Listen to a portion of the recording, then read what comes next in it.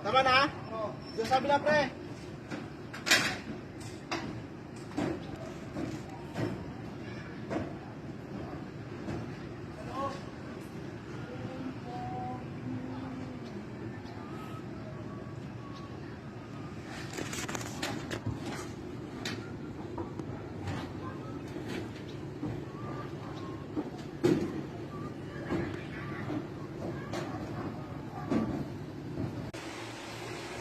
Ito na ka-maintenance, lumabas na yung wire na hinatak natin.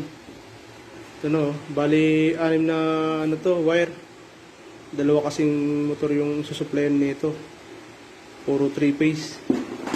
Dito natin kakabit yan sa control panel niya. Ayan.